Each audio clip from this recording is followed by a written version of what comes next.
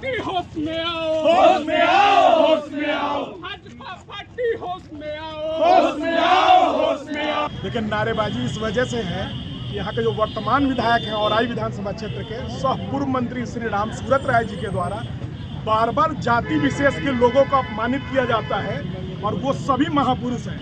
ध्वजा बाबू भी हमारे समाज के महापुरुष हैं, आदरणीय स्वर्गीय रघुनाथ पांडे जी भी हमारे समाज के महापुरुष हैं और ये धरती बेनीपुरी जी की है और साहब ने कोई विकास का कार्य नहीं किया। बेनीपुरी जी के द्वारा गेहूं और गुलाब जैसी रचना की रचना ये औराई की धरती पे ही हुई, तो बेनीपुरी जी ने गेहूं और गुलाब की रचना औराई की धरती को देख करके ही किया होगा। लेकिन कहीं न गेहूं दिखता है औराई में, न गुलाब दिखता है।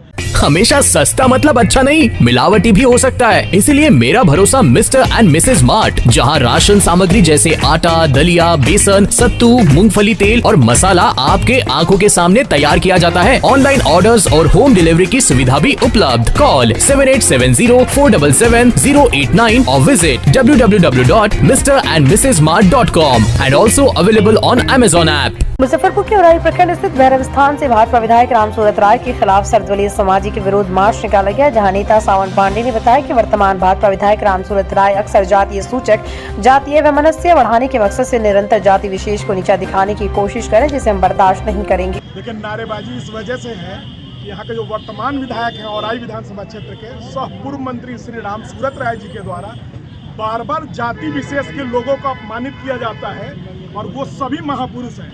ध्वजा बाबू भी हमारे समाज के महापुरुष हैं, आदरणीय स्वर्गीय रघुनाथ पांडे जी भी हमारे समाज के महापुरुष हैं और ये धरती बेनीपुरी जी की है और साहब ने कोई विकास का कार्य नहीं किया।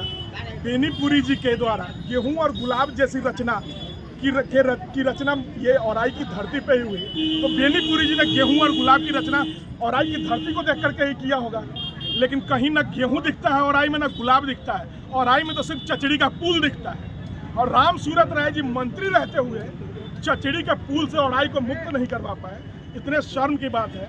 और कभी स्वर्गीय रघुनाथ पांडे जी के लिए अपमानित शब्दों का उपयोग में लाते हैं, कभी ध्वजा बाबू के लिए लाते हैं, तो ये सब उनका बर्दाश्त नहीं किया जाएगा। और बिहार भाजपा को हम लोग चेताते हैं कि अगर राम सूरत राय जी को वो किसी भी विधानसभा क्षेत्र से टिकट देती है तो हम लोग बोचहा पार्ट 2 दोहराएंगे और राजनीति जो उनकी ये गंदी है वो गंदी राजनीति नहीं चलने देंगे। इसके लिए राम सूरत राय जी भी होश में आ जाए और बिहार भाजपा भी होश में आ जाए। पुल चालू है और बड़ी हास्यास्पद बात है कि औराई विधानसभा क्षेत्र में जनता चंदा मांग करके चचड़ी पुल बनाती है और यहाँ के जनप्रतिनिधि फीता काटने के लिए हंसते मुस्कुराते आते हैं। इतने बेशर्म विधायक है यहाँ के। आज़ादी के बाद भी औराई की जनता को चचड़ी के पुल पर चलना पड़ रहा है, गेहूं और धान जैसे फसलों के लिए सोचना पड़ रहा है, बाढ़ की विभीषिका को झेलना पड़ रहा है। ये तो शर्म की बात है। और मैं राम सूरत राय जी को चेता देता हूँ और बिहार भाजपा को कि ये तो अभी हम लोग आगाज किए हैं भैरव स्थान औराई से, बाबा का आशीर्वाद लिए, अब हम लोग घर घर जाएंगे, औराई के गांव-गांव जाएंगे और राम सूरत राय जी के कुकृत्यों को बताएंगे और उनको चुनाव हरवाने का काम करेंगे।